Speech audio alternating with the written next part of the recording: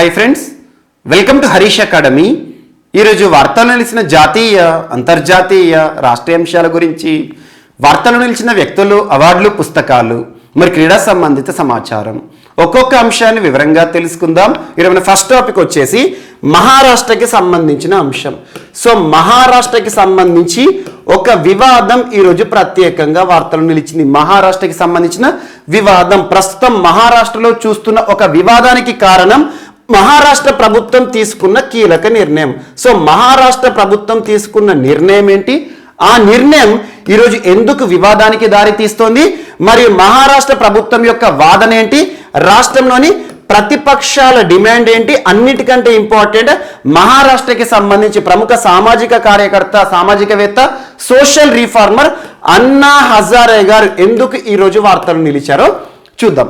So ఇక్కడ మహారాష్ట్రకి సంబంధించిన ఒక వివాదం అంటున్నాను. ఆ వివాదానికి కారణం ఎవరు? రాష్ట్ర ప్రభుత్వం తీసుకున్న ఒక కీలక నిర్ణయం. ఆ నిర్ణయం ఏంటంటే, ఇటీవల రాష్ట్ర ప్రభుత్వం ప్రత్యేక అనుమతులను రాష్ట్రంలోని సూపర్ మార్కెట్లకు జారీ చేసింది. రాష్ట్రంలోని సూపర్ మార్కెట్స్ తరచు మనం వింటూ ఉంటాం, మనం వెళ్తూ ఉంటాం. మనకు కావలసిన అవసరాలు ఏవైతే ఉంటాయో సూపర్ మార్కెట్కి వెళ్ళేసేసి మనం కొనుక్కొని వస్తాం.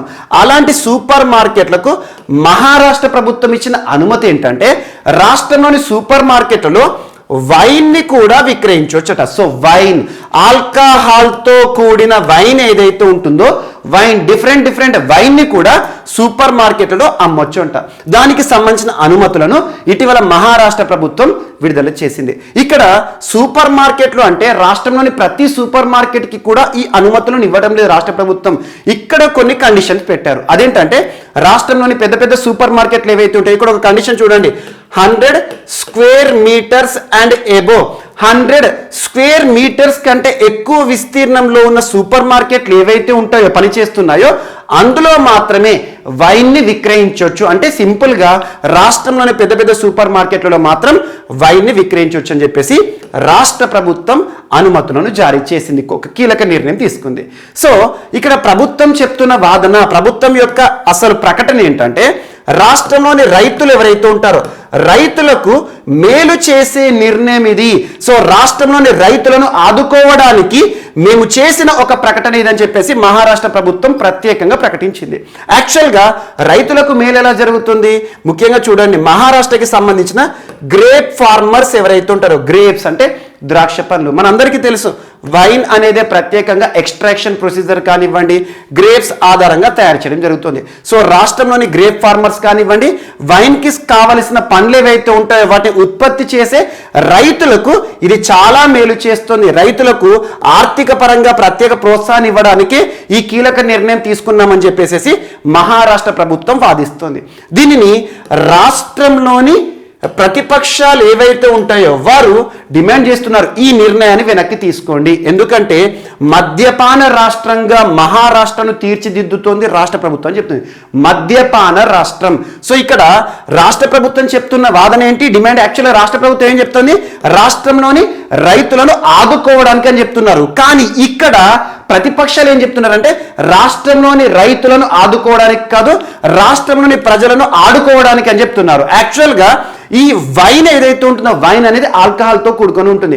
సో మనకు రాజ్యాంగంలోని ఒక ప్రకరణ గుర్తుంచుకోండి, article 47, supreme law of land. భారతదేశంలో అమల్లో ఉన్న అత్యున్నత చట్టం ఏంటి?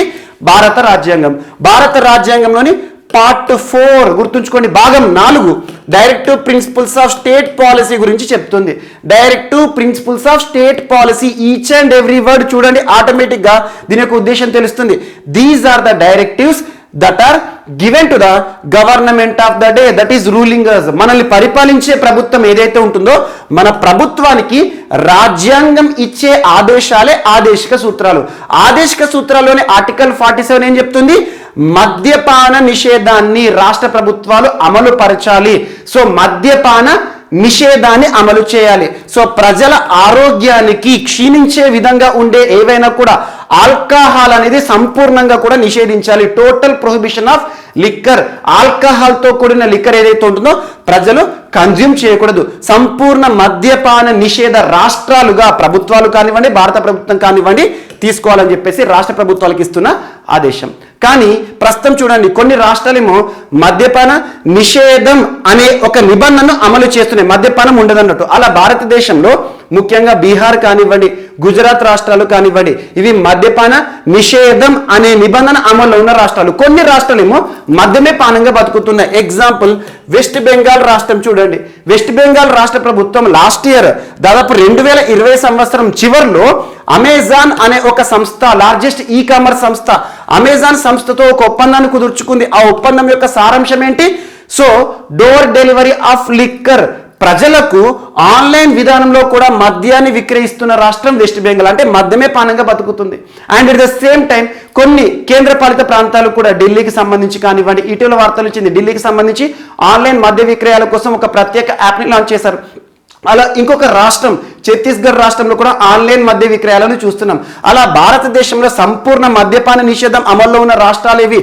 ఆర్టికల్ 47 అమల్లో ఉన్న రాష్ట్రాలు ఏవంటే ఒకటి బీహార్, సెకండ్ వచ్చేసి గుజరాత్. గుర్తుంచుకోండి. ఇక్కడ ప్రతిపక్షాలు ఏం చెప్తున్నాయి? రాజ్యాంగాన్ని తప్పుదోవ పట్టిస్తున్నారు. మద్యపాన నిషేధ రాష్ట్రంగా మన రాష్ట్రాలను తీర్చిదిద్దాల్సింది పోయి రాష్ట్ర ప్రభుత్వం మద్యపాన రాష్ట్రంగా మహారాష్ట్రాన్ని తీర్చిదిద్దుతోంది అని చెప్పేసి ఇందుకు రైతులను కూడా సాకుగా చూపిస్తోంది అని చెప్పేసి ప్రతిపక్షాలు డిమాండ్ చేస్తున్నాయి. ఇక్కడ అన్నా హజారే గారు యాక్చువల్గా మహారాష్ట్ర రాష్ట్రానికి సంబంధించిన వారు. రాలేగావ్ సిద్ధి, అన్నా హజారే అనగానే రాలేగావ్ సిద్ధి ప్రోగ్రామ్ ఏదైతే ఉంటుందో ఆ ప్రాంతానికి సంబంధించి విలేజ్ లో వాటర్ షెడ్ యాక్టివిటీస్ ద్వారా దేశవ్యాప్తంగానే కాదు ప్రపంచవ్యాప్తంగా గుర్తింపు పొందారు. మరియు ఆర్టీఐకి సంబంధించి తను చేసిన ఉద్యమాలు కానివ్వండి, లోక్పాల్ లోకాయుక్తకి సంబంధించి తను చేసిన ఉద్యమాలు కానివ్వండి, భారతదేశ చరిత్రలో ఎప్పటికీ కూడా గుర్తుంచుకోవాల్సిన ఒక సామాజిక కార్యకర్త, సామాజికవేత్తగా అన్నా హజారే గారిని నిలపడం జరిగింది. మరి అన్నా హజారే గారు ఈరోజు రాష్ట్ర ప్రభుత్వానికి మద్దతు ఇస్తున్నారా, ప్రతిపక్షాలు చేస్తున్న డిమాండ్కి మద్దతు ఇస్తున్నారా అంటే అన్నా హజారే ఏం చెప్తున్నారంటే, సో రాష్ట్రంలో ఈ మద్యపాన విక్రయం ఏదైతే ఉంటుందో, వైన్ కానివ్వండి, బీర్లు కానివ్వండి, విస్కీ కానివ్వండి, ఏవైనా కూడా ఆల్కహాల్ ఉపయోగించి చేసే విక్రయాలు ఏవైతే ఉంటాయో వాటిని చేయకండి అని చెప్పేసి రాష్ట్ర ప్రభుత్వానికి ప్రత్యేక వినతి చేస్తున్నారు, రిక్వెస్ట్ చేస్తున్నారు.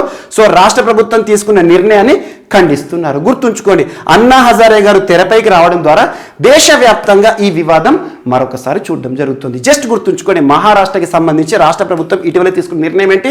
సూపర్ మార్కెట్లలో కూడా వైన్ విక్రయం, వైన్ అని గుర్తుంచుకోండి, ఆల్కహాల్తో కూడిన వైన్. ఇలా వైన్ల సంబంధిత అంశంతో ఇటీవల ఉత్తరప్రదేశ్ రాష్ట్రం వార్తలు ఇచ్చింది. దేశంలోనే మొట్టమొదటిసారి మ్యాంగో వైన్ సంబంధిత అంశంతో ఉత్తరప్రదేశ్ రాష్ట్రం. ఇలాంటి అంశాలు లింక్ చేసుకోండి. అండ్ మహారాష్ట్రకి సంబంధించి ఈరోజు మరొక అంశం కూడా వార్తలు ఇచ్చింది. అదేంటంటే దేశంలోనే ఫస్ట్ ప్లేస్లో మహారాష్ట్ర ఈరోజు ప్రత్యేకంగా వార్తలు ఇచ్చింది. దేశంలోనే మొదటి స్థానంలో. దేనికి సంబంధించి అంటే ఎంఎస్ఎంఈకి సంబంధించి. ఎంఎస్ఎంఈ అంటే మైక్రో స్మాల్ మీడియం ఎంటర్ప్రైజెస్, సూక్ష్మ చిన్న మధ్యతరహా పరిశ్రమలు. భారతదేశంలో పరిశ్రమల రంగాన్ని గనక మనం మొత్తం అబ్జర్వ్ చేస్తే, పరిశ్రమ రంగంలో 100 మంది కార్మికులు పనిచేస్తున్నారు అనుకోండి, ఆ పరిశ్రమల రంగంలో 100 మంది ఎవరైతే ఉంటారో కార్మికుల్లో 80% ఎంఎస్ఎంఈ సెక్టార్లోనే పనిచేయడం జరుగుతుంది. అలాంటి ఎంఎస్ఎంఈ పరిశ్రమలు ఏవైతే ఉంటాయో, చిన్న చిన్న పరిశ్రమలు ఏవైతే ఉంటాయో ఆ పరిశ్రమలకు సంబంధించి దేశంలోనే టాప్ ప్లేస్లో మహారాష్ట్ర. ఎవరికి సంబంధించి, ఏ వర్గానికి సంబంధించి అంటే ఎస్సీలకి సంబంధించి, షెడ్యూల్డ్ క్యాస్ట్. సో షెడ్యూల్డ్ కులాలకి సంబంధించిన ఎంటర్ప్రైజెస్ మహారాష్ట్రలో అత్యధికంగా ఉన్నాయట. ఆల్మోస్ట్ 96,805 ఎంటర్ప్రైజెస్ కేవలం మహారాష్ట్రలో ఉన్నాయట. ఇవన్నీ కూడా 96,000 ఎంటర్ప్రైజెస్ అంటే పరిశ్రమలు ఏవైతే ఉంటాయో, మైక్రో స్మాల్ మీడియం ఎంటర్ప్రైజెస్ కేటగిరీకి సంబంధించినవి ఏవైతే ఉంటాయో మహారాష్ట్రలో ఎస్సీ వర్గానికి సంబంధించిన, ఎస్సీలకు సంబంధించిన పరిశ్రమలు అత్యధికంగా ఉన్న రాష్ట్రాల జాబితాలో ఫస్ట్ పొజిషన్లో ఉన్న రాష్ట్రం ఏదంటే మహారాష్ట్ర. సో సెకండ్ పొజిషన్ వచ్చేసి తమిళనాడు అని గుర్తుంచుకోండి. ఆల్మోస్ట్ 42,000 ఎస్సీ ఎంటర్ప్రీనర్స్ ఉన్నాయంట. దీనికి సంబంధించిన డేటాని ఎవరు విడుదల చేశారంటే యూనియన్ మినిస్ట్రీ అంటే కేంద్ర మంత్రిత్వ శాఖ, ministry of MSME, micro small medium enterprises. ప్రస్తుతం కన్సర్న్ మినిస్టర్ నారాయణ్ రానే గారు మినిస్టర్గా డ్యూటీస్ డిశ్చార్జ్ చేస్తున్నారు, మహారాష్ట్రకి సంబంధించిన వ్యక్తి. అండ్ ఇటీవల మహారాష్ట్రకి సంబంధించి మనం డిస్కస్ చేసిన అన్ని అంశాలను కూడా ఇక్కడ లింక్ చేసుకోండి. ముఖ్యంగా సామాజిక అంశాలకు సంబంధించి ఇటీవల రాష్ట్రంలో కులాల ఆధారంగా ఉన్న వాడల పేర్లు ఏవైతే ఉంటాయో ఆ వాడల పేర్లను ప్రముఖుల పేర్లతో నామకరణం చేసిన రాష్ట్రంగా మహారాష్ట్రని చూడడం జరుగుతోంది. ప్రముఖుల పేర్లు అంటే మహారాష్ట్రకి సంబంధించి చరిత్రలో గుర్తుంచుకోవాల్సిన నాయకులను ఆ వాడలకు పేర్లను పెడుతున్నారు. And at the same time ఇటీవల మహారాష్ట్రకి సంబంధించి రాజీవ్ గాంధీ గారి పేరు కూడా తరచూ వార్తలు నిలుస్తుంది. రాజీవ్ గాంధీ. సో రాజీవ్ గాంధీ గారి పేరిట ఐటీ అవార్డ్స్ ని ప్రారంభించిన రాష్ట్రం ఏది అంటారు? మహారాష్ట్ర. అండ్ నెక్స్ట్ వచ్చేసి ఇటీవల మహా జాబ్ పోర్టల్ సంబంధిత అంశం, మహా జాబ్ పోర్టల్ స్థానికులకే ఉద్యోగ అవకాశాలు అనే అంశం మహారాష్ట్రకి సంబంధించి చూసాం. అండ్ వన్యప్రాణులకు సంబంధించి నవేగావ్ నగ్జిరా టైగర్ రిజర్వ్ ఇటీవల వార్తలు నిలిచింది, అదొకటి ఇంపార్టెంట్ పాయింట్. అండ్ ఇటీవల Brihan Mumbai municipal corporation almost ఒక 10 to 12 ఇష్యూస్తో వార్తలు నిలిచింది. ఇటీవల కరోనా విపత్కర పరిస్థితుల కాలంలో బృహన్ ముంబై మున్సిపల్ కార్పొరేషన్ ప్రముఖ సంస్థ ఆల్ఫాబెట్కి సంబంధించి గూగుల్ సంస్థతో ఒప్పందం కుదుర్చుకుంది. ఎక్కడైతే కరోనా కేసులు ఎక్కువగా నమోదవుతాయో ఆ కంటైన్మెంట్ ఏరియాస్ ఉంటాయి కదా, వాటిని గూగుల్ మ్యాప్స్లో ప్రత్యేకంగా చూపించడానికి Brihan Mumbai municipal corporation Google సంస్థతో కుదుర్చుకున్న ఒప్పందం, గూగుల్ ఎర్త్కి సంబంధించి. అండ్ ఇటీవల దేశంలోనే మొట్టమొదటిసారి ట్రాఫిక్ చిహ్నాలపై విమెన్ సింబల్స్ ని చూపిస్తున్న ఒక ప్రాంతంగా బృహన్ ముంబై మున్సిపల్ కార్పొరేషన్ వార్తలు నిలిచింది. అండ్ ఇటీవల తానే మున్సిపల్ కార్పొరేషన్ పీరియాడిక్ రూమ్స్ సంబంధిత అంశంతో వార్తలు ఇచ్చింది, పీరియాడిక్ రూమ్స్. అండ్ ఇటీవల కళ్యాణ్ డాంబోలి మున్సిపల్ కార్పొరేషన్ ప్రత్యేకంగా ప్లాస్టిక్ మేనేజ్మెంట్ సంబంధిత అంశంతో వార్తలు నిలిచింది.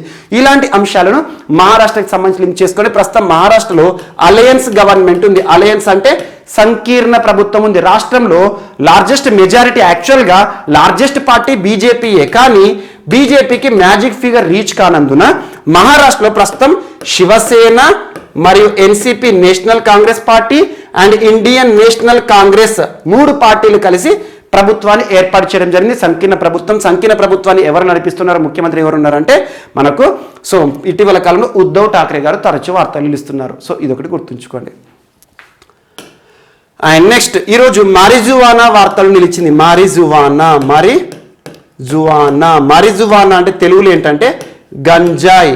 సో గంజాయిని లీగలైజ్ చేసిన మొట్టమొదటి ఆసియా ఖండంలోని దేశం ఏదంటే థాయిలాండ్. సో థాయిలాండ్ ప్రభుత్వం తీసుకున్న నిర్ణయం ఈరోజు వార్తలు నిలిచింది. ఆసియా ఖండంలోనే మొట్టమొదటి దేశంగా థాయిలాండ్ దేశం వార్తలు నిలిచింది. దేనికి సంబంధించి అంటే ఇటీవల యాక్చువల్గా 2018 సంవత్సరంలో థాయిలాండ్ ప్రభుత్వం చేసిన ప్రకటన ఏంటంటే marijuana ఏదైతే గంజాయి ఉంటుందో, ముఖ్యంగా మత్తు పదార్థాలకు సంబంధించి గంజాయి ఏదైతే ఉంటుందో గంజాయిని ఎక్స్క్లూజివ్గా మెడికల్ యూజ్ కోసం మాత్రమే ప్రొడ్యూస్ చేయాల్సి ఉంటుందని చెప్పేసి 2018 సంవత్సరంలో ప్రభుత్వం తీసుకున్న నిర్ణయం వార్తలు వచ్చింది. ఆ తర్వాత నిన్నటి రోజున 2022 సంవత్సరం జనవరి 31వ తేదీన థాయిలాండ్ ప్రభుత్వం ఏం నిర్ణయం తీసుకుందంటే సో ఎక్స్క్లూజివ్ మెడికల్ పర్పసే కాదు, పర్సనల్ యూజే కానివ్వండి, అండ్ దేశంలోని ప్రజలు ఎవరైతే ఉంటారో డొమెస్టిక్గా ఈ marijuana కంట్రిబ్యూట్ లేదంటే marijuana ప్రొడ్యూస్ చేయొచ్చు, కల్టివేట్ చేయొచ్చు అని చెప్పేసి, పండించవచ్చు అని చెప్పేసి ప్రత్యేకమైన నిర్ణయం తీసుకుంది. జస్ట్ గుర్తుంచుకోండి, marijuana లేదా గంజాయిని లీగలైజ్ లేదా డొమెస్టిక్గా కల్టివేట్ చేయొచ్చు అని చెప్పేసి ఇటీవల ప్రకటించిన ప్రభుత్వం ఏదంటే థాయిలాండ్ ప్రభుత్వం. థాయిలాండ్ దేశానికి సంబంధించి థాయిలాండ్ యొక్క రాజధాని ఏంటి? బ్యాంకాక్. గుర్తుంచుకోండి. ఇలాంటి అంశాలను కూడా తరచూ మనం చూస్తున్నాం. ఇటీవల సింథటిక్ కెనాబినాయిడ్స్ ని నిషేధించిన ప్రపంచంలోనే మొట్టమొదటి దేశం ఏదంటే సింథటిక్ కి సంబంధించి చైనా గురించి చూసాము. భారతదేశంలో కూడా చూడండి, ముఖ్యంగా గంజాయి కానివ్వండి, కెనాబిస్ కానివ్వండి, marijuana కానివ్వండి, లేదంటే మనం ఓపియం కానివ్వండి, పాపిస్ట్రా కానివ్వండి, వీటన్నిటిని కూడా నిషేధిత జాబితాలో చేర్చడం జరిగింది. కానీ థాయిలాండ్ పర్సనల్ యూజ్ లేదా డొమెస్టిక్ పర్పస్లో మాత్రం వీటిని కల్టివేట్ చేయొచ్చు అని చెప్పడం జరిగింది. అండ్ ఈరోజు వార్తలో నిలిచిన ఒక ఒప్పందం మెటా అనే సంస్థ. Meta earlier it was known as Facebook. అంతకుముందు ఫేస్బుక్ సంస్థగా ఉండే ఒక సంస్థ ఏదైతే ఉంటుందో ఫేస్బుక్ పేరుతో ఉన్న సంస్థ మెటాగా చూడడం జరిగింది. మార్క్ జకర్బర్గ్ గారికి సంబంధించిన సంస్థ కాలిఫోర్నియా కేంద్రంగా పనిచేస్తుంది. మెటా టెక్నాలజీకి సంబంధించిన సంస్థ, టెక్ దిగ్గజమని గుర్తుంచుకోండి. అండ్ భారతదేశానికి సంబంధించిన ఫిక్కీ సంస్థ తరచూ వార్తలు నిలుస్తుంది. Federation of Indian chamber of commerce and industries. Federation of Indian chamber of commerce and industry భారతదేశంలో పరిశ్రమలకు సంబంధించి న్యూఢిల్లీ కేంద్రంగా పనిచేస్తున్న ఒక సమాఖ్య, పరిశ్రమల సమాఖ్య అంటాం. సంజయ్ మెహతా గారు ప్రస్తుతం ఈ సంస్థకి హెడ్గా ఉన్నారు. ఈ రెండు సంస్థల మధ్య కుదిరిన ఒప్పందం ఏంటంటే షీ మీన్స్ బిజినెస్ అంటే వ్యాపారం, షీ అంటే ఆమె, విమెన్ కి సంబంధించిన ఒక ప్రత్యేక ఒప్పందం. ఇక్కడ ఏంటంటే భారతదేశంలో 5 లక్షల మంది ఔత్సాహిక మహిళలు ఎవరైతే ఉంటారో వారిని పారిశ్రామికవేత్తలుగాను టెక్నాలజీ దిగ్గజాలుగాను మార్చడానికి ఫిక్కీ సంస్థ మరియు మెటా సంస్థ మధ్య కుదిరిన ఒప్పందం అని గుర్తుంచుకోండి. ముఖ్యంగా మహిళలకు సంబంధించిన పారిశ్రామిక నైపుణ్యాలను కలగజేయడం కానివ్వండి మహిళలకు. సో ముఖ్యంగా భారతదేశంలో మహిళలు ఎవరైతే ఉంటారో ఔత్సాహిక మహిళలు ఎవరైతే ఉంటారో వారికి పారిశ్రామిక రంగానికి సంబంధించిన నైపుణ్యం ఇస్తూనే టెక్నాలజీలో వారిని ప్రత్యేకంగా తీర్చిదిద్దడం, అలాంటి ఒక ఒప్పందం షీ మీన్స్ బిజినెస్ అని గుర్తుంచుకోండి. ఈ ఒప్పందంతో ఈరోజు వార్తలు ఇచ్చాయి 2 సంస్థలు. ఇలాంటి ఒప్పందాలు వార్తలు ఇచ్చినప్పుడు ప్రత్యేకంగా చూడండి. ఇటీవల మహిళలకి సంబంధించి లీగల్ అవేర్నెస్ ఉండాలని చెప్పేసి national commission for women and national legal services authority మధ్య కుదిరిన ఒప్పందం కానివ్వండి, ఇలాంటి అంశాలు. And she the change maker అనే ఒక ప్రత్యేక ఇనిషియేటివ్ ఇటీవల నేషనల్ కమిషన్ ఫర్ విమెన్ వారు వార్తలు ఇచ్చారు. ఇలాంటి అంశాలను లింక్ చేస్తూ చూడండి మహిళలకి సంబంధించి. అండ్ నెక్స్ట్ ఇండియా ఇజ్రాయెల్ సంబంధాలు మరొకసారి వార్తలు నిలిచాయి. ఇండియా ఇజ్రాయెల్ సంబంధాలు మరొకసారి అంటున్నాను. Last 3 days back 30 years of bondage అని చెప్పాను. ఇండియా ఇజ్రాయెల్ దేశాల మధ్య 30 సంవత్సరాలు అని చెప్పాను. దేనికి సంబంధించి ఈ 2 దేశాల మధ్య సంబంధాలు ఏర్పడి ఒప్పందాలు ఏర్పడి 30 సంవత్సరాలు. దానికి సంబంధించి ఒక కమమరేటివ్ లోగోని కూడా ఆవిష్కరించడం జరిగింది భారత ప్రభుత్వం లోగో. సో భారతదేశానికి సంబంధించిన అశోక చక్రము and at the same time ఇజ్రాయెల్కి సంబంధించిన స్టార్ ఆఫ్ డేవిడ్ ఏదైతే ఉంటుందో వాటితో కూడిన ఒక లోగో కమమరేటివ్ లోగో ఆవిష్కరణ చెప్పాను. ఇటీవల ఇండియా ఇజ్రాయెల్ మధ్య కుదిరిన ఒక ఒప్పందం విలేజెస్కి సంబంధించి ఈరోజు వార్తలు నిలిచింది. విలేజెస్ భారతదేశంలోని 12 రాష్ట్రాలలో దాదాపు కనీసం 150 గ్రామీణ ప్రాంతాలను విలేజెస్ ఆఫ్ ఎక్సలెన్స్గా తీర్చిదిద్దడం. Villages of excellence. సో భారతదేశంలో 12 రాష్ట్రాల్లోని 150 సెలెక్టెడ్ విలేజెస్ ఏవైతే ఉంటాయో ఆ గ్రామీణ ప్రాంతాల్లో ప్రత్యేకంగా సాంకేతికతను అభివృద్ధి చేయడము, టెక్నాలజీగా వీటి ప్రత్యేకంగా తీర్చిదిద్దడం అండ్ విలేజెస్లో అగ్రికల్చర్ రిలేటెడ్గా ప్రత్యేక నైపుణ్యాన్ని కలగజేయడం, టెక్నాలజీ నైపుణ్యాన్ని. యాక్చువల్గా ఇజ్రాయెల్ అంటేనే ముఖ్యంగా గ్రామీణ ప్రాంతాల అభివృద్ధి. ఇజ్రాయెల్లో వ్యవసాయం కిబుట్స్ ఫార్మింగ్ కిబుట్స్ వ్యవసాయం ఏ దేశానికి సంబంధించిందంటే ఇజ్రాయెల్కి సంబంధించింది. కిబుట్స్ ఫార్మింగ్ అంటే ఏం లేదు, కోఆపరేటివ్ ఫార్మింగ్ సహకార వ్యవసాయం. ఇజ్రాయెల్లో వ్యవసాయం చేయడానికి చాపర్స్ని యూజ్ చేస్తారు, డ్రోన్లను ఉపయోగిస్తారు. అలాంటి టెక్నాలజీ పరంగా అగ్రికల్చర్లో టెక్నాలజీని అమలు చేస్తున్న ప్రపంచంలోనే ఒక అద్భుతమైన టెక్నాలజీ దేశం అగ్రికల్చర్ పరంగా ఇజ్రాయెల్. వారి నుండి టెక్నాలజీని మనం పొందడంలో భారతదేశంలోని 150 విలేజెస్ని విలేజెస్ ఆఫ్ ఎక్సలెన్స్గా తీర్చిదిద్దడానికి ఒప్పందం అని గుర్తుంచుకోండి. ఇదొకటి ఇంపార్టెంట్. అండ్ ఇజ్రాయెల్ కూడా ఇటీవల తరచూ వార్తలు నిలుస్తుంది. ముఖ్యంగా నెషర్ రామ్లా అనే ఒక ఆదిమ మానవుడికి సంబంధించి కానివ్వండి అండ్ ఇటీవల చారిత్రక మద్యం తయారీ పరిశ్రమ బయటపడింది అండ్ పురాతన 2000 సంవత్సరాల పైచిలుకు ఒక టాయిలెట్ బయటపడి వార్తలు నిలిచింది. పురాతన కోడిగుడ్డు 1000 సంవత్సరాల క్రితం నాటి ఒక ఎక్స్కవేషన్స్లో బయటపడింది ఆర్కియాలజిస్టులకి సంబంధించి. అండ్ ఇటీవల కాలంలో ఇజ్రాయెల్కి సంబంధించి నూతన ప్రభుత్వం నఫ్తాలి బెన్నెట్ గారు కానివ్వండి, ఇజాక్ హెర్జోగ్ గారు కానివ్వండి, దేశ అధ్యక్షుడు కొత్తగాను దేశ ప్రధాని గారు కొత్తగా కానివ్వండి. అండ్ ఇటీవల ఇజ్రాయెల్కి సంబంధించి కూడా పెగాసస్ వివాదం మరొకసారి తెరపైకి రావడం జరిగింది. పెగాసస్ ముఖ్యంగా ఒక మాల్వేర్, ఒక స్పైవేర్ అని చెప్పేసి భారతదేశంలోని కొంతమంది ప్రముఖులు ఎవరైతే ఉంటారో వారికి సంబంధించిన సంభాషణను మనం క్యాప్చర్ చేయడం జరుగుతుందని చెప్పేసి రైట్ టు ప్రైవసీకి ఉల్లంఘనగా ఉందని చెప్పేసి సుప్రీంకోర్టు రవీంద్రన్ గారి ఆధ్వర్యంలో ఒక కమిటీని కూడా వేసిందని మనం డిస్కస్ చేయడం జరిగింది. వాటన్నిటిని లింక్ చేస్తూ చూడండి. అండ్ నెక్స్ట్ అరవింద్ కేజ్రీవాల్ గారి ప్రభుత్వం వార్తలు ఇచ్చింది. అరవింద్ కేజ్రీవాల్ గారు ప్రస్తుతం ఢిల్లీ కేంద్రపాలిత ప్రాంతానికి ముఖ్యమంత్రిగా ఉన్నారు ఆమ్ ఆద్మీ పార్టీకి సంబంధించి. సో నిన్నటి రోజున ఢిల్లీకి సంబంధించిన ఫార్మర్స్ ఎవరైతే ఉంటారో రైతులకి సంబంధించి సంరక్షణ చర్యల్లో భాగంగా ఒక్కొక్క రైతుకి ఒక్కొక్క ఎకరానికి 20,000 రూపాయల ఎక్స్గ్రేషియాన్ని ప్రకటిస్తూ వార్తలు ఇచ్చారు, ప్రత్యేక పరిహారాన్ని ప్రకటిస్తూ వార్తలు ఇచ్చారు. యాక్చువల్లీ ఈ టాపిక్ దేనికి సంబంధించిందంటే 2021 సంవత్సరం సెప్టెంబర్ అక్టోబర్ మాసంలో అన్సీజనల్ రెయిన్స్ని చూడడం జరిగింది ఢిల్లీలో. అన్సీజనల్ రెయిన్స్ అంటే సీజన్ అంటే కాలానికి సంబంధించి మనం వర్షాకాలం, ఎండాకాలం, చలికాలం అంటాం కదా, అలా సీజన్స్ ఉంటాయి. వర్షాకాలంలో వర్షాలు పడాలి, కానీ ప్రస్తుతం ఉన్న వాతావరణ మార్పుల కారణంగా గ్లోబల్ వార్మింగ్ కారణంగా వర్షాలు అకాల వర్షాలుగా మనం చూస్తున్నాం. అలాంటిది అన్సీజనల్ రెయిన్ఫాల్ ఏదైతే ఉందో అన్సీజనల్ రెయిన్స్ వల్ల ఢిల్లీలోని రైతులు చాలా మంది కూడా పంటను నష్టపోవడం జరిగింది. పంట పండే సమయంలో వర్షం పడాలి, కానీ చేతికి వచ్చే సమయంలో వర్షాలు పడ్డాయి అనుకోండి, చాలా దారుణంగా రైతు నష్టపోవడం జరుగుతుంది. అలాంటి అకాల వర్షాల వల్ల దెబ్బతిన్న రైతులు ఎవరైతే ఉంటారో ఒక్కొక్క ఎకరానికి 20,000 రూపాయల నష్టపరిహారాన్ని చెల్లిస్తామని చెప్పేసి రాష్ట్ర ప్రభుత్వం రైతులను ఆదుకునే ప్రయత్నంలో భాగంగా రైతు సంరక్షణ చర్యలతో ఈరోజు ప్రత్యేకంగా వార్తలు ఇచ్చిందని గుర్తుంచుకోండి.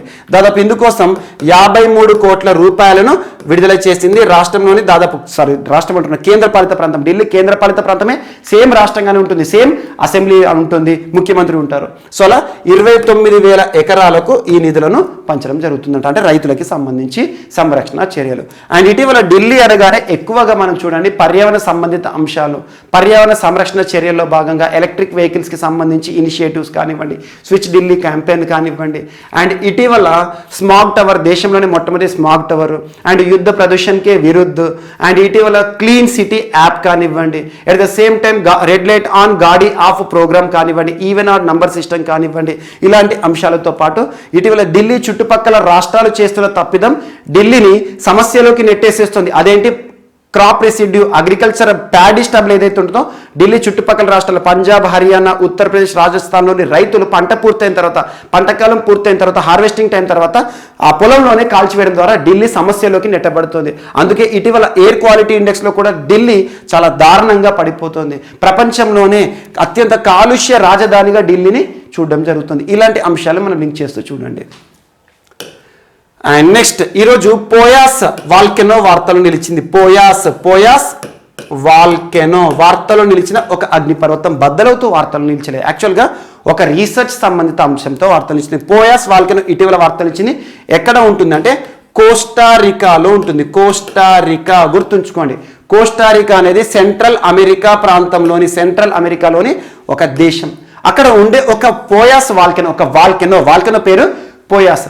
దీని యొక్క ప్రత్యేకత ఏంటంటే అగ్రికల్చర్, మన ముఖ్యంగా వాల్కెనో యొక్క మౌత్ ఉంటుంది కదా, ఆ మౌత్ ఒక క్రేటర్ ఉంటుంది కదా, అక్కడ ఏర్పడిన ఒక వాటర్ సోర్స్, ముఖ్యంగా వాటర్ అంతా కూడా అక్కడ ఉండిపోయింది అన్నట్టు, నిల్వ ఉందన్నట్టు. ఆ వాటర్ యొక్క ప్రత్యేకత ఏంటంటే చాలా ఆమ్లం. ముఖ్యంగా ఈ వాటర్ అంతా కూడా సాల్ట్ కాన్సన్ట్రేషన్, అసిడిటీ లెవెల్స్ ఎక్కువగా ఉంటాయి. అలాంటి వాటర్లో కూడా బ్యాక్టీరియాలు మనుగడ సాగిస్తున్నాయి అంట. బ్యాక్టీరియాల యొక్క ఆనవాలను ఇటీవల చాలా శాస్త్రవేత్తలు కనుగొనడం జరిగింది. ముఖ్యంగా యాసిడిఫిలియం బ్యాక్టీరియా, యాసిడిఫిలియం బ్యాక్టీరియా. సో ఇంతటి లవణీయత ఎక్కువగా ఉండే, యాసిడ్ కాన్సన్ట్రేషన్, ఆమ్ల సాంద్రత ఎక్కువగా ఉండే ఈ Poas volcano, mouth of the volcano దగ్గర స్టోర్ ఉన్న వాటర్ చాలా డేంజరస్ వాటర్. అవి కనీసం మనం చూడడానికి కూడా అంత విరక్తిగా ఉంటాయి. అలాంటిది ఇంత కాన్సన్ట్రేషన్లో కూడా బ్యాక్టీరియా మనుగడ సాగిస్తుంది. అంటే మార్స్ పైన కూడా ఇలాంటి పరిస్థితిలో ఉంటే అక్కడ కూడా సేమ్ బ్యాక్టీరియా ఆనవాళ్ళు ఉంటాయని చెప్పేసి ఈ పరిస్థితిని మార్స్తో కంపేర్ చేస్తున్నారు శాస్త్రవేత్తలు. జస్ట్ గుర్తుంచుకొని, ఇదంతా మనకు అవసరం లేదు. ఇటీవల వార్తలు నిలిచిన ఒక బ్యాక్టీరియా సంబంధిత, యాసిడిఫిలియం బ్యాక్టీరియా సంబంధిత అంశంతో వార్తలు ఇచ్చిన పోయాస్ వాల్కెనో ఎక్కడ ఉంటుంది అంటే కోస్టారికాలో ఉంటుంది. అండ్ ఇటీవల కాలంలో వార్తలు నిలిచిన వాల్కనోస్ ఏవైతుంటే ప్రత్యేకంగా చూడండి, మనం చాలా వాల్కనోస్ గురించి డిస్కస్ చేస్తున్నాం. హుంగా టోంగా, హుంగా హా అపై వాల్కనో ఇటీవల వార్తలు నిలిచింది. రిపబ్లిక్ ఆఫ్ టోంగాకి సంబంధించి సౌత్ పసిఫిక్ ప్రాంతంలోని ఒక యాక్టివ్ వాల్కనో. దాని కారణంగా పెరు దేశంలో ఇటీవల ఎన్వైరన్మెంటల్ ఎమర్జెన్సీని విధించడం జరిగింది ఆయిల్ స్పిల్లింగ్ కారణంగా. ఈ వాల్కనో పైన ప్రత్యేక శ్రద్ధ చూపండి.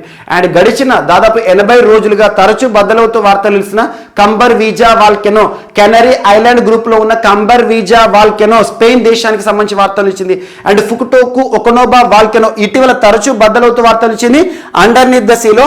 దాని కారణంగా ఒక ఐలాండ్ ఏర్పడింది, ఫుకుటోకు ఒకొనోబా ఐలాండ్. ఎక్కడికి సంబంధించి అంటే జపాన్కి సంబంధించి. అండ్ జపాన్కి సంబంధించి మౌంట్ అసో అగ్నిపర్వతం ఇటీవల తరచూ బద్దలవుతూ వార్తలు ఇచ్చింది. అండ్ ఇటీవల ఇండోనేషియాకి సంబంధించి కూడా చాలా వాల్కనోస్ గురించి మనం డిస్కస్ చేస్తున్నాం. మౌంట్ మెరాపి కానివ్వండి, మౌంట్ సినబన్ కానివ్వండి, మౌంట్ ఇలి లెవటోలాక్ కానివ్వండి, ఇవన్నీ కూడా ఇండోనేషియాకి సంబంధించిన వాల్కనోస్. అండ్ ఇటీవల తాల్ వాల్కెనో కానివ్వండి, కిలావియా వాల్కెనో కానివ్వండి, పావ్లోఫ్, గ్రేట్ సిట్కిన్, సెమిసో పొచ్నాయ్ వాల్కెనో, వీటన్నిటి కూడా తరచూ రిపీట్ చేస్తున్నాను. ఏదైనా ఒక వాల్కెనో వార్తలు ఇచ్చినప్పుడు వాటి యొక్క ప్రత్యేకత చూడండి, ఎందుకు వార్తలు చూడండి. ఇక్కడ పోయస్ వాల్కెనో బద్దలవుతో వార్తలు ఇచ్చలేదు, ఒక బ్యాక్టీరియా సంబంధిత అంశంతో వార్తలు ఇచ్చింది. మార్స్ని ఈ వాల్కెనోతో కంపేర్ చేస్తున్నారని గుర్తుంచుకోండి. ఇక్కడ ఉండే బ్యాక్టీరియా సేమ్ మార్స్ పైన కూడా ఉంటుందని శాస్త్రవేత్తలు ఆలోచిస్తున్నారు.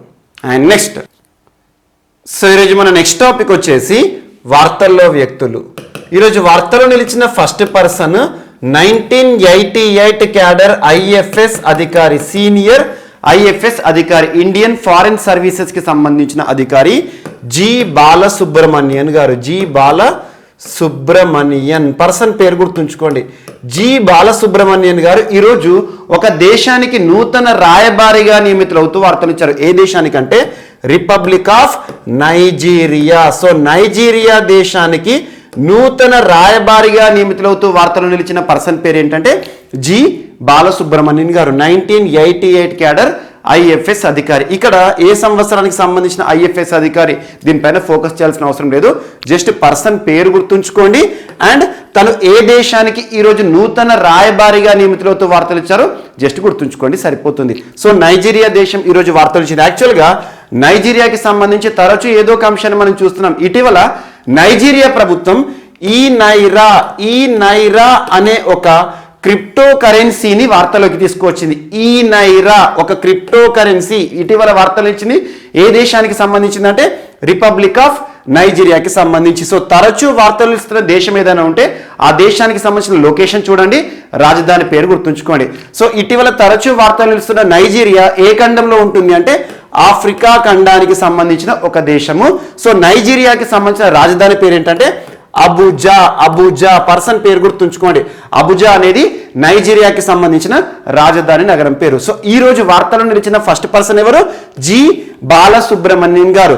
నైజీరియా దేశానికి నూతన రాయబారిగా నియమితులవుతూ వార్తలు ఇచ్చారు. అండ్ గుర్తుంచుకోండి, రాయబారి యొక్క పాత్ర ఏంటంటే సో రెండు దేశాలకి సంబంధించి సంబంధాలు సత్సంబంధాలుగా కొనసాగాలంటే రాయబారులు పోషించే పాత్ర అనేది చాలా కీలకంగా ఉంటుంది. ఎగ్జాంపుల్, ఇండియా నైజీరియా సంబంధాలు ఉన్నాయి అనుకోండి. ఈ ఇండియా నైజీరియా దేశాలకి సంబంధించి చాలా ఎంఓయూస్ మనం వార్తలు చూస్తూ ఉంటాం, ఒప్పందాలు. అలాంటి ఒప్పందాలకి సంబంధించి పర్యవేక్షించడంలో ఈ రాయబారులు కీలక పాత్ర పోషిస్తూ ఉంటారు. భారతదేశం నుండి నైజీరియాకి జి బాలసుబ్రమణ్యన్ గారు ఈరోజు నూతన రాయబారిగా నియమితులతో వార్తలు ఇచ్చారు కదా. అలా నైజీరియా నుండి కూడా భారతదేశంలో ఒక రాయబారి విధులను నిర్వర్తిస్తూ ఉంటారు. అలా రాయబారులు అనేవారు ఎగ్జాంపుల్, భారతదేశంలోని ప్రపంచంలోని అన్ని దేశాల్లో కూడా రాయబారులు ఉంటారు. అలా ప్రపంచంలోని అన్ని దేశాల నుండి కూడా భారతదేశంలో డిప్లొమాట్స్ రాయబారులు అనేవారు ఉంటారు. ఎగ్జాంపుల్, ఇండియా యుఎస్ కి సంబంధించి ఇండియా నుండి యుఎస్ లో ఒకరు ఉంటారు, యుఎస్ నుండి ఇండియాలో ఒకరు ఉంటారు, ఇండియా నుండి ఆస్ట్రేలియాలో ఒకరు ఉంటారు, ఆస్ట్రేలియా నుండి ఇండియాలో ఒకరు ఉంటారు. అలా రెండు దేశాలకి సంబంధించి సత్సంబంధాలు కొనసాగడంలో రాయబారులు చాలా కీలక పాత్ర పోషిస్తూ ఉంటారు. రాయబారులకి సంబంధించి నియామక అధికారం ఎవరికి ఉంటుంది భారతదేశంలో అంటే రాజ్యాంగ అధినేత, కాన్స్టిట్యూషనల్ హెడ్ ఆఫ్ ఇండియా. ప్రస్తుతం ఎవరు భారతదేశానికి సంబంధించి? రాష్ట్రపతి గారు రామ్నాథ్ కోవింద్ అని గుర్తుంచుకోండి. సో రాయబారుల నియామకం అనేది ఎవరికి కల్పించబడిన అధికారం అంటే రాజ్యాంగ అధినేత, రాష్ట్రపతికి కల్పించబడిన అధికారాల్లో ఒక అధికారము రాయబారుల నియామకం. కొన్ని దేశాల్లోనేమో మనం ఈ రాయబారులు ఎవరైతే ఉంటారో, డిప్లొమాట్స్ ఎవరైతే ఉంటారో వారిని అంబాసిడర్ అనే పేరుతో పిలుస్తూ ఉంటాం. మరికొన్ని దేశాల్లోనేమో హై కమిషనర్ అనే పేరుతో పిలుస్తూ ఉంటాం. సో హై కమిషనర్ అని పిలిచినా లేదా అంబాసిడర్ అని పిలిచినా సో మీనింగ్ మాత్రం డిప్లొమాట్, రాయబారి అని గుర్తుంచుకోండి. ఏ దేశాల్లో హై కమిషనర్ అని పిలుస్తామంటే రాయబారిని ముఖ్యంగా ఒకప్పుడు బ్రిటిష్ పరిపాలిత ప్రాంతాలు ఏవైతే ఉంటాయో, బ్రిటిష్ పరిపాలిత ప్రాంతాలను కాలనీలు అంటాం లేదా కామన్వెల్త్ దేశాలు అంటాం. ఎగ్జాంపుల్ భారతదేశం ఒకటి. భారతదేశం స్వాతంత్రం రాకముందు ఆల్మోస్ట్ ఒక 200 ఇయర్స్ ఎవరిచే పరిపాలించబడింది? బ్రిటిష్ వారిచే. సో అలా బ్రిటిష్ వారు పరిపాలించిన ఒక ప్రాంతం భారతదేశం అనుకోండి. అలా ప్రపంచంలో ఒకప్పుడు బ్రిటిష్ వారు పరిపాలించిన ప్రాంతాలు ఏవైతే ఉంటాయో వాటిని కాలనీలు లేదా కామన్వెల్త్ కంట్రీస్ అంటాం. అలాంటి కామన్వెల్త్ కంట్రీస్ మధ్య జరిగే టోర్నీయే కామన్వెల్త్ గేమ్స్, గుర్తుంచుకోండి. సో అలాంటి కామన్వెల్త్ కంట్రీస్ లో డిప్లొమాట్స్ రాయబారులను హై కమిషనర్ అనే పేరుతో పిలుస్తాం. సో మిగతా దేశాల్లో అంబాసిడర్ అనే పేరుతో పిలుస్తూ ఉంటాం. ఇటీవల తరచూ రాయబారులు వార్తలు నిలుస్తూ ఉన్నారు. మనం లాస్ట్ జనవరి 15th అరౌండ్ ఆ తేదీలో ఒక రాయబారి గురించి మనం డిస్కస్ చేసాం. కిర్గిస్తాన్ దేశానికి నూతన రాయబారిగా నియమితులవుతూ వార్తలు ఇచ్చిన సీనియర్ ఐఎఫ్ఎస్ అధికారిగా ఎవరు వార్తలు ఇచ్చారో అరుణ్ కుమార్ చటర్జీ గారు. లాస్ట్ టైం మనం జనవరి 2nd వీక్ లో ఈ పర్సన్ గురించి డిస్కస్ చేయడం జరిగింది. నూతన రాయబారిగా కిర్గిస్తాన్కి నూతన రాయబారిగా వార్తలు నిలిచిన అరుణ్ కుమార్ చటర్జీ గారు. అండ్ ఇటీవల కాలంలో గడిచిన 6 నెలల కాలంలో భారతదేశానికి సంబంధించి మన భారతదేశం నుండి వివిధ దేశాల్లో రాయబారులుగా నియమితులవుతూ వార్తలు ఇచ్చిన మన భారతీయులు ఎవరైతే ఉంటారో సీనియర్ IFS అధికారులు ఎవరైతే ఉంటారో వారికి సంబంధించిన ఒక చార్ట్ ఇప్పుడు మీకు చూపించడం జరుగుతుంది. ఈ పేర్లు గుర్తుంచుకోండి, ఖచ్చితంగా రానున్న పోటీ పరీక్షల్లో రాయబారుల నియామకానికి సంబంధించి వార్తలు ఇచ్చిన రాయబారులు ఏ దేశానికి రాయబారిగా నియమితులవుతూ వార్తలు ఇచ్చారు. సో ఇలాంటి ఒక పాయింట్ ఒక ప్రశ్న రూపంలో మనం చూసే అవకాశం ఉంటుంది. సో ఫస్ట్ శ్రీ హర్ష కుమార్ జైన్ గారు ఉక్రెయిన్ దేశానికి ఇటీవల నూతన రాయబారిగా నియమితులవుతూ వార్తలు ఇచ్చారు. వీళ్ళందరూ కూడా సీనియర్ IFS అధికారులు, ఇండియన్ ఫారెన్ సర్వీసెస్ కి సంబంధించిన అధికారులు. అండ్ బిఎస్ ముబారక్ గారు ఇటీవల ఏ దేశానికి నూతన రాయబారిగా నియమితులవుతూ వార్తలు ఇచ్చారు అంటే రిపబ్లిక్ ఆఫ్ సూడాన్ దేశానికి నూతన రాయబారిగా బిఎస్ ముబారక్ గారు. అండ్ మనోజ్ కుమార్ మొహాపాత్ర గారు రిపబ్లిక్ ఆఫ్ గటమాలా దేశానికి నూతన రాయబారి మనోజ్ కుమార్ మొహాపాత్ర. అండ్ శ్రీ వినయ్ కుమార్ గారు republic of union of Myanmar దేశానికి ఇటీవల నూతన రాయబారిగా నియమితులతో వార్తలు ఇచ్చిన శ్రీ వినయ్ కుమార్ గారిని గుర్తుంచుకోండి. అండ్ దినేష్ కే పట్నాయక్ గారు స్పెయిన్ దేశానికి ఇటీవల నూతన రాయబారిగా వార్తలు ఇచ్చారు. అండ్ నెక్స్ట్ పవన్ కపూర్ గారు రష్యా దేశానికి, అండ్ పార్థా సత్పతి గారు హంగేరీ దేశానికి నూతన రాయబారిగా ఇటీవల నియమితులవుతూ వార్తలు ఇచ్చారు. అండ్ నెక్స్ట్ అజనీష్ కుమార్ గారు రిపబ్లిక్ ఆఫ్ ఎస్టోనియాకి నూతన రాయబారి అనగానే అజనీష్ కుమార్ గారు. అండ్ ఇటీవల సంజయ్ భట్టాచార్య గారు సీనియర్ IFS అధికారి ఏ దేశానికి నూతన రాయబారిగా నియమితులవుతూ వార్తలు ఇచ్చారంటే స్విట్జర్లాండ్ అని గుర్తుంచుకోండి. అండ్ రాము అబ్బగాని గారు ఒక తెలుగు వ్యక్తి, మన హనుమకొండ ప్రాంతానికి సంబంధించిన వ్యక్తి రాము అబ్బగాని గారు డొమినికన్ రిపబ్లిక్ దేశానికి నూతన రాయబారిగా నియమితులవుతూ వార్తలు ఇచ్చారు. అండ్ అదితి మహేశ్వరి గారు ఒకరోజు బ్రిటిష్ హై కమిషనర్ గా భారతదేశంలో విధులను నిర్వర్తించడం జరిగింది. మన భారతీయ చిన్నారి అదితి మహేశ్వరి గారు సో బ్రిటన్ కి సంబంధించి భారతదేశంలో రాయబారిగా విధులు నిర్వర్తిస్తూ వార్తలు ఇచ్చారు. తనకు సంబంధించిన స్పెషాలిటీ, తను ఏ కంటెస్ట్ లో గెలుపొందడం జరిగింది, ఇవన్నీ కూడా మనం డిస్కస్ చేయడం జరిగింది. అండ్ నెక్స్ట్ హరీష్ పర్వతనేని గారు ఇటీవల జర్మనీ దేశానికి నూతన రాయబారిగా నియమితులవుతూ వార్తలు ఇచ్చారు. అండ్ మును మహావార్ గారు మాల్దీవ్స్ దేశానికి, అండ్ నగ్మా మహమ్మద్ మాలిక్ గారు పోలాండ్ దేశానికి ఇటీవల నూతన రాయబారిగా నియమితులవుతూ వార్తలు ఇచ్చారు. అండ్ ఎస్ ఇన్బాశేఖర్ గారు పపువా న్యూ గునియా దేశానికి నూతన రాయబారిగా నియమితులవుతూ వార్తలు ఇచ్చారు. అండ్ బినయ్ శ్రీకాంత్ ప్రధాన్ గారు టాంజానియా దేశానికి నూతన రాయబారిగా నియమితులవుతూ వార్తలు ఇచ్చారు. అండ్ రామ్ కరణ్ వర్మ గారు సెంట్రల్ ఆఫ్రికన్ రిపబ్లిక్ దేశానికి నూతన రాయబారిగా నియమితులవుతూ వార్తలు ఇచ్చిన ఒక సీనియర్ IFS అధికారి. అండ్ సంజీవ్ కోహ్లీ గారు సెర్బియా దేశానికి, అండ్ ఎస్ బాలచంద్రన్ గారు సురినామ్ దేశానికి నూతన రాయబారిగా నియమితులవుతూ వార్తలు ఇచ్చారు. అండ్ ప్రదీప్ కుమార్ యాదవ్ గారు ఇటీవల రిపబ్లిక్ ఆఫ్ లైబీరియా దేశానికి నూతన రాయబారిగా వార్తలు ఇచ్చారు. అండ్ బి శ్యామ్ గారు బి శ్యామ్ గారు రిపబ్లిక్ ఆఫ్ ఐస్లాండ్ దేశానికి సంబంధించి, అండ్ యోగేశ్వర్ సాంగ్వాన్ గారు పరాగ్వే రిపబ్లిక్ దేశానికి నూతన రాయబారిగా నియమితులవుతూ వార్తలు ఇచ్చారు. వీరు ఇటీవల కాలంలో వార్తలు నిలిచిన ముఖ్యమైన IFS అధికారులు, రాయబారులుగా నియమితులవుతూ వార్తలు ఇచ్చిన అధికారులను గుర్తుంచుకోండి. సో కొంతమందిని మాత్రమే లాస్ట్ 6 months కి సంబంధించిన చార్ట్ను మాత్రమే నేను ఇచ్చాను. ఇటీవల కాలంలో తరచూ వీరికి సంబంధించిన పేర్లను నేను రిపీట్ చేస్తాను, ఒకసారి చూడండి. సో చాలా మంది అడిగారు, సో దీనికి సంబంధించి మాకు ఇటీవల కాలంలో వార్తలు ఇచ్చిన రాయబారులకి సంబంధించి ఒక చార్ట్ గానీ ఏదైనా ప్రొవైడ్ చేయమని, సో అందుకోసం ఇది ఇవ్వడం జరిగింది. అండ్ నెక్స్ట్ ఈరోజు వార్తలను నిలిచిన MR కుమార్ గారు, M రాజ్ కుమార్ గారు చైర్మన్, ప్రస్తుతం ఏ సంస్థకి సంబంధించిన చైర్మన్ గా విధులు నిర్వర్తిస్తున్నారు? LIC life insurance corporation of India, LIC. So భారతీయ బీమా కంపెనీ ఏదైతే ఉంటుందో LICకి సంబంధించిన ప్రస్తుత చైర్పర్సన్ ఎవరైతే ఉన్నారో MR కుమార్ గారు, తన యొక్క పదవీ కాలం ముగిసింది జనవరి మాసంతో. తన పదవీ కాలాన్ని మరొక సంవత్సరం పాటు పొడిగిస్తూ భారత ప్రభుత్వం తీసుకున్న కీలక నిర్ణయం ఈరోజు వార్తలు ఇచ్చింది. అంటే 2023 సంవత్సరం వరకు మనం LIC సంస్థకి సంబంధించి చైర్పర్సన్ గా హెడ్ గా MR కుమార్ గారిని, M రాజ్ కుమార్ గారిని చూడబోతున్నాం, గుర్తుంచుకోండి. సో LICకి సంబంధించిన చైర్పర్సన్ పదవీ కాలం పొడిగింపు అనే అంశం ఈరోజు వార్తలు నిలిచింది. అండ్ నెక్స్ట్ హోండూరస్ కి సంబంధించి, హోండూరస్ దేశానికి సంబంధించి ఇక్కడ కనిపిస్తున్న మహిళ గురించి ఆల్రెడీ మనం 2 times డిస్కస్ చేసాం. ఈరోజు మరొకసారి వార్తలు నిలిచారు. హోండూరస్ కంట్రీ ఎక్కడ ఉంటుంది? సెంట్రల్ అమెరికా ప్రాంతంలో ఉంటుంది. సెంట్రల్ అమెరికా ప్రాంతంలోని ఒక దేశం, యాక్చువల్గా కరేబియన్ ఐలాండ్ గ్రూప్ అక్కడ సమీపంలో ఉంటుంది. సో హోండూరస్ కి సంబంధించి దేశ చరిత్రలో మొట్టమొదటి మహిళా అధ్యక్షురాలిగా, విమెన్ ప్రెసిడెంట్ గా వార్తలు నిలిచిన జియోమారా క్యాస్ట్రో గారు ఈరోజు మరొకసారి వార్తలు నిలిచారు. హోండురస్ దేశానికి మొట్టమొదటి మహిళా అధ్యక్షురాలిగా, విమెన్ ప్రెసిడెంట్గా ఓత్ తీసుకొని, సో ప్రమాణ స్వీకారం తీసుకొని నిన్నటువంటి వార్తలు ఇచ్చారు. అంటే అధికారికంగా సో వారి రాజ్యాంగం ప్రకారము తను పదవిని స్వీకరించడం జరిగింది. జస్ట్ గుర్తుంచుకోండి, ఇటీవల హోండురస్ దేశ చరిత్రలోనే మొట్టమొదటిసారి ఒక మహిళా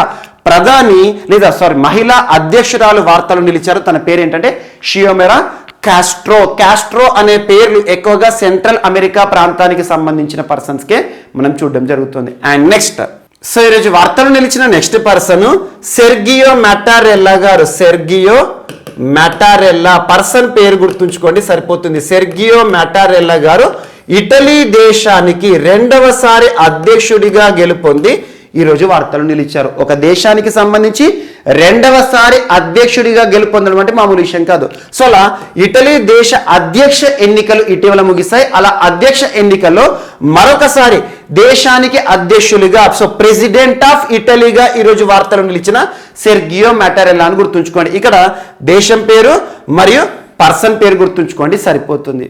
అండ్ నెక్స్ట్, బాబా ఇక్బాల్ సింగ్ కింగ్రా గారు. బాబా ఇక్బాల్ సింగ్ కింగ్రా గారు పర్సన్ పేరు గుర్తుంచుకోండి. ఇక్బాల్ సింగ్ కింగ్రా గారు ఏ రంగంలో తనకంటూ ప్రత్యేక గుర్తింపు పొందారంటే విద్యా రంగంలో. సో ప్రముఖ ఎడ్యుకేషనిస్ట్, విద్యావేత్త అని గుర్తుంచుకోండి. సో ప్రముఖ విద్యావేత్త మరియు సామాజిక సేవా కార్యక్రమాల ద్వారా కూడా తనకంటూ ప్రత్యేక గుర్తింపు పొందిన బాబా ఇక్బాల్ సింగ్ కింగ్రా గారు యాక్చువల్గా ఇటీవల కేంద్ర ప్రభుత్వం 2022 సంవత్సరానికి సంబంధించి పద్మ పురస్కారాలను ప్రకటించడం జరిగింది. అందులో టోటల్ 128 పద్మ అవార్డీస్ ఉన్నారు కదా, అందులో 107 మంది పద్మశ్రీ పురస్కార గ్రహీతలుగా ఈ సంవత్సరానికి వార్తలు ఇచ్చారు. అందులో ఒక పర్సన్ బాబా ఇక్బాల్ సింగ్ కింగ్రా గారు. ఇక్కడ మనం గుర్తుంచుకోవాల్సిన పాయింట్ ఏంటి, 2022 సంవత్సరానికి సంబంధించి పద్మశ్రీ పురస్కార గ్రహీత బాబా ఇక్బాల్ సింగ్ కింగ్రా గారు ఇటీవల అనారోగ్య సమస్యల కారణంగా సో ఈరోజు మరణిస్తూ వార్తలు ఇచ్చారు. జస్ట్ పర్సన్ పేరు గుర్తుంచుకోండి. అందులో కూడా పద్మ పురస్కార గ్రహీతలో రీసెంట్ వన్ కాబట్టి తనకి ఇంపార్టెన్స్ ఇవ్వండి. సో ప్రముఖ విద్యావేత్త అంటున్నాను. తను చాలా యూనివర్సిటీలను కూడా ఏర్పాటు చేశారు. అకాల్ యూనివర్సిటీ కానివ్వండి, Akal university and eternal university and గురుకి కాశీ అని చెప్పేసి. సో జస్ట్ గుర్తుంచుకోండి, ఇక్కడ అకాల్ యూనివర్సిటీ, ఎటర్నల్ యూనివర్సిటీ ఈ పేర్లు గుర్తుంచుకుంటే ఉంచుకోండి, లేకపోతే లేదు. సో ప్రముఖ విద్యావేత్త అని గుర్తుంచుకోండి, సోషల్ రిఫార్మర్. ఇటీవల మరణిస్తూ వార్తలు ఇచ్చారు. తన పేరు ఏంటంటే బాబా ఇక్బాల్ సింగ్ కింగ్రా గారు. సో సిక్కు వారు, యాక్చువల్గా పంజాబ్ రాష్ట్రానికి సంబంధించిన వ్యక్తి, అనారోగ్య సమస్యల కారణంగా మరణిస్తూ వార్తలు ఇచ్చారు. తనకు సంబంధించి అన్నిటికంటే ఇంపార్టెంట్ 2022 సంవత్సరానికి సంబంధించి పద్మ పురస్కార గ్రహీత పద్మశ్రీ బాబా ఇక్బాల్ సింగ్ జీ అని గుర్తుంచుకోండి. అండ్ నెక్స్ట్, లోకేశ్వరరావు సజ్జా గారు. లోకేశ్వరరావు గారు, డాక్టర్ లోకేశ్వరరావు గారు. సో డాక్టర్, ఇతను ప్రముఖ వైద్యులు, వైద్య రంగంలో తనకంటూ ప్రత్యేక గుర్తింపు పొందారు. వైద్య రంగంలో ఏ డిపార్ట్మెంట్కి సంబంధించి అంటే కార్డియాలజీకి సంబంధించి. సో కార్డియాలజీ అంటే ఏంటి, మనకు గుండెకి సంబంధించి, హృదయానికి సంబంధించిన సమస్యలను పరిష్కరించే వైద్యులు. హైదరాబాద్కి సంబంధించిన లోకేశ్వరరావు సజ్జా గారికి సంబంధించి ఈరోజు భారతదేశ చరిత్రలో మొట్టమొదటి వ్యక్తిగా వార్తలు నిలిచారు. మొట్టమొదటి వ్యక్తి. సో తను చాలా పరిశోధనలు చేస్తున్నారు. ముఖ్యంగా కార్డియోథొరాసిక్ యాక్టివిటీకి సంబంధించి కానివ్వండి, కార్డియాలజీకి సంబంధించి తను చేస్తున్న పరిశోధనలు ఏవైతే ఉంటే ఆ పరిశోధన సంబంధించి ఎవరైనా ముఖ్యంగా ఫార్మా ఫీల్డ్కి సంబంధించి కానివ్వండి, వైద్య రంగానికి సంబంధించి కానివ్వండి, వారు చేసే పరిశోధనలకు సంబంధించి పేపర్స్కి ఇంపార్టెన్స్ ఉంటుంది. అంతర్జాతీయ స్థాయిలో పేపర్లు రాయడం. అలా ఎల్స్వేర్ అనే ఒక ప్రముఖ సంస్థ ఉంటుంది. ఎల్స్వేర్ అనే ఒక సంస్థ ఏదైతే ఉంటుందో అంతర్జాతీయ స్థాయిలో గుర్తింపు పొందిన ప్రముఖ ప్రచురణ ఒక పేపర్కి సంబంధించి ఎల్స్వేర్లో ఒక రీసెర్చ్ పేపర్ మనకు సంబంధించి ప్రచురించబడింది అంటే వీఆర్ గ్రేట్ అన్నట్టు. అలాంటి ఎల్స్వేర్ వారు ప్రచురించే అంతర్జాతీయ సర్జరీకి సంబంధించి సో ఇంటర్నేషనల్ జర్నల్ ఆఫ్ సర్జరీలో లోకేశ్వరరావు గారికి సంబంధించి వారు చేసిన పరిశోధనలు ఏవైతే ఉంటాయో వాటిని ఎల్స్వేర్ సంస్థ ముద్రించడం జరిగింది. అలా కార్డియాలజీకి సంబంధించి ఎల్స్వేర్ వారు ప్రచురించడం అనేది భారతదేశానికి సంబంధించి ఒక మొట్టమొదటిసారి ఒక వ్యక్తి చేసిన పరిశోధనను ప్రచురించడం జరిగింది. జస్ట్ గుర్తుంచుకోండి, లోకేశ్వరరావు సజ్జా గారు ఇటీవల వార్తలు ఇచ్చారు. డాక్టరు, తనకి సంబంధించి కన్సర్న్ డిపార్ట్మెంట్ ఏంటంటే కార్డియాలజీ. కార్డియాలజీలో తను చేస్తున్న పరిశోధనలు ఏవైతే ఉంటాయో, రీసెర్చ్ ఏవైతే ఉంటాయో, ఎల్స్వేర్ పేపర్లో, ఇంటర్నేషనల్ జర్నల్ ఆఫ్ సర్జరీలో తన యొక్క పరిశోధనలు ప్రచురితమయ్యాయి. అలా కార్డియాలజీకి సంబంధించి భారతదేశం నుండి ఒక వైద్యులు ఇందులో ఒక పేపర్ని సబ్మిట్ చేయడం, ఆ పేపర్ యాక్సెప్ట్ అనేది మొట్టమొదటిసారి గుర్తుంచుకోండి, సరిపోతుంది. అండ్ నెక్స్ట్ పిఆర్ శ్రీజేష్ గారు, పిఆర్ శ్రీజేష్ గారు భారత హాకీకి సంబంధించి హాకీ గోల్ కీపర్, యాక్చువల్గా హాకీ గోల్ కీపర్. ఇటీవల 2021 సంవత్సరం ఆగస్టు మాసంలో ముగిసిన 2020 టోక్యో ఒలింపిక్స్లో భారత హాకీ జట్టు కాంస్య పతకాన్ని సాధించింది, కాంస్యం బ్రాంజ్ మెడల్ని సాధించింది. అందులో కీలక పాత్ర పోషించిన గోల్ కీపర్ పిఆర్ శ్రీజేష్ గారు. ఈరోజు world games athlete of the year 2021 గా వార్తలు నిలిచారు. World games athlete of the year గా హాకీకి సంబంధించి భారతదేశ చరిత్రలో గుర్తింపు పొందిన రెండవ ఆటగాడు, ఇంతటి ప్రతిష్టాత్మక పురస్కారాన్ని గెలుపొందబోతున్న రెండవ ఆటగాడు. యాక్చువల్గా 2019 సంవత్సరంలో హాకీ ప్లేయర్ రాణి రాంపాల్ గారు so world games athlete of the year గా 2019 కి సంబంధించి గుర్తింపు పొందారు. ఆ తర్వాత భారతదేశంలో రెండవ అథ్లెట్ హాకీకి సంబంధించి world games athlete of the year 2021 కి సంబంధించి మన భారతీయ హాకీ జట్టుకు సంబంధించిన గోల్ కీపర్ వార్తలు ఇచ్చారు. తన పేరు ఏంటంటే పిఆర్ శ్రీజేష్ గారు. ఈ పురస్కారం లేదా అంతర్జాతీయ స్థాయిలో గుర్తింపు ఎవరిస్తారంటే FIH, federation international they hockey. So మనకు స్విట్జర్లాండ్ లసానే కేంద్రంగా పనిచేసే, సో ఎక్కువగా క్రీడా సమాఖ్యలకు సంబంధించి స్విట్జర్లాండ్ హెడ్ క్వార్టర్గా ఉంటుంది. సో FIH వారు దీనికి సంబంధించిన అప్రూవల్ చేయడం జరిగింది. సో ఇక్కడ examination point of view to the point అడగబోయే ప్రశ్న ఒకటి ఏంటంటే world games athlete of the year 2021 కి సంబంధించి భారతదేశ చరిత్రలో రెండవ అథ్లెట్ గా ఇటీవల గుర్తింపు పొందిన క్రీడాకారుడు ఎవరంటే పిఆర్ శ్రీజేష్ గారు. హాకీకి సంబంధించి ప్రస్తుతం గోల్ కీపర్ అని గుర్తుంచుకోండి, సరిపోతుంది. And next Magnus Carlsen garu, Magnus Carlsen. So Magnus Carlsen ఏ దేశానికి సంబంధించిన ఒకసారి అడిగారు ఒక మిస్లేనియస్ ఎగ్జామినేషన్లో. నార్వే దేశానికి సంబంధించిన హాకీ దిగ్గజం, ప్రస్తుతం ప్రపంచ హాకీ ఛాంపియన్. ఇటీవల మనం హాకీ ఛాంపియన్ గా మ్యాగ్నస్ కార్ల్సన్ అని చెప్పేసి ఒక లాస్ట్ 1.5 month బ్యాక్ డిస్కస్ చేసాం. సో ప్రస్తుత ప్రపంచ ఛాంపియన్, సో చెస్ ఛాంపియన్ యాక్చువల్గా, చెస్. సో చెస్ కి సంబంధించి చెస్ దిగ్గజం అని గుర్తుంచుకోండి, చెస్. సో యాక్చువల్గా ఇందాక మనం హాకీ క్రీడాకారుల గురించి డిస్కస్ చేసాం కాబట్టి హాకీ అంటున్నాను. మ్యాగ్నస్ కార్ల్సన్ చెస్ కి సంబంధించిన క్రీడాకారుడు. సో చెస్, చదరంగానికి సంబంధించి ప్రపంచ దిగ్గజం. గడిచిన ఒక 1.5 month బ్యాక్ ప్రపంచ చెస్ ఛాంపియన్ గా మరొకసారి వార్తలు ఇచ్చారు నార్వే క్రీడాకారుడు మ్యాగ్నస్ కార్ల్సన్. ఈ రోజు మరొక ప్రతిష్టాత్మక ఈవెంట్ లో గెలుపొంది, ఒక చెస్ టోర్నమెంట్ లో గెలుపొంది వార్తలు ఇచ్చారు. ఆ టోర్నమెంట్ పేరు ఏంటంటే టాటా స్టీల్ చెస్ టోర్నమెంట్. ఇటీవల నెదర్లాండ్స్ వేదికగా జరిగిన టోర్నమెంట్ ఏదైతే ఉంటుందో అందులో గెలుపొందిన మ్యాగ్నస్ కార్ల్సన్. సో చెస్ కి సంబంధించిన ప్రస్తుత ప్రపంచ ఛాంపియన్ గుర్తుంచుకోండి. జస్ట్ ఈ టాపిక్ కి సంబంధించి అడగబోయే పాయింట్ ఏంటంటే ఇటీవల నెదర్లాండ్స్ కేంద్రంగా, నెదర్లాండ్స్ వేదికగా ప్రారంభమైన టాటా స్టీల్ చెస్ ఛాంపియన్ విజేతగా వార్తలు ఇచ్చిన పర్సన్ ఎవరంటే మ్యాగ్నస్ కార్ల్సన్. సో చెస్ కి సంబంధించిన దిగ్గజ ఆటగాడు. అండ్ నెక్స్ట్ ఈరోజు వార్తలు నిలిచిన పుస్తకాల విషయానికి వస్తే, సో ఈరోజు వార్తలు ఇచ్చిన ఒక పుస్తకం ఫియర్లెస్ గవర్నెన్స్ అనే ఒక పుస్తకం. ఫియర్లెస్ గవర్నెన్స్ పుస్తకం పేరు గుర్తుంచుకోండి. గవర్నెన్స్ అంటే పరిపాలనకి సంబంధించి. ఇక్కడ కనిపిస్తున్న మహిళ ఎవరైతే ఉంటారో తను ప్రత్యేకం భారతదేశంలో మొట్టమొదటి మహిళ, భారతదేశ చరిత్రలో మొట్టమొదటి మహిళా IPS అధికారిని ఎవరు అంటే మనకు కిరణ్ బేడీ గారు. సో కిరణ్ బేడీ గారు తన సుదీర్ఘ ప్రయాణం ఏదైతే ఉంటుందో IPS కి స్థాయి అధికారి, సీనియర్ IPS అధికారి, రిటైర్డ్ IPS అధికారి. తను IPS గా సెలక్షన్ నుండి తను సర్వీస్కి సంబంధించిన తన అనుభవాలను మరియు లాస్ట్ ఇయర్ వరకు కూడా కిరణ్ బేడీ గారు ఒక కేంద్రపాలిత ప్రాంతానికి సంబంధించి, ఆ కేంద్రపాలిత ప్రాంతం ఏంటంటే పుదుచ్చేరి కేంద్రపాలిత ప్రాంతానికి లెఫ్టినెంట్ గవర్నర్, అడ్మినిస్ట్రేటర్గా కూడా విధులు నిర్వర్తించిన మహిళ. సో యాక్చువల్గా కేంద్రపాలిత ప్రాంతానికి లెఫ్టినెంట్ గవర్నర్ అంటాం, అడ్మినిస్ట్రేటర్ అంటారు. ఇటీవల పుదుచ్చేరిలో ప్రత్యేక రాష్ట్ర ఉద్యమం జరుగుతుందని ఒక టాపిక్ చెప్పాను.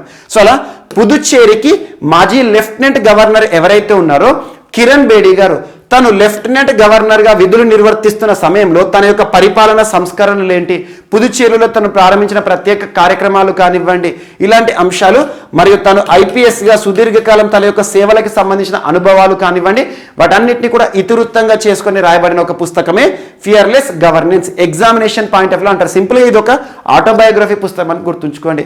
ఇటీవల వార్తలు నిలిచిన ఫియర్లెస్ గవర్నెన్స్, పరిపాలనకు సంబంధించిన ఇతివృత్తం అంశాల ఆధారంగా రాయబడిన పుస్తకం ఫియర్లెస్ గవర్నెన్స్. ఎవరికి సంబంధించిన పుస్తకం అంటే కిరణ్ బేడీ గారు, తనే రాసిన ఒక పుస్తకం అని గుర్తుంచుకోండి, సరిపోతుంది. సో ఇవి ఈరోజు వార్తలో నిలిచిన అంశాలు. మిస్లేనియస్ అంశాలు ఏమైనా మిగిలిపోతే మాత్రం రేపటి క్లాస్లో యాడ్ చేసుకుని నేర్చుకుందాం. రేపు కలుద్దాం. Thank you.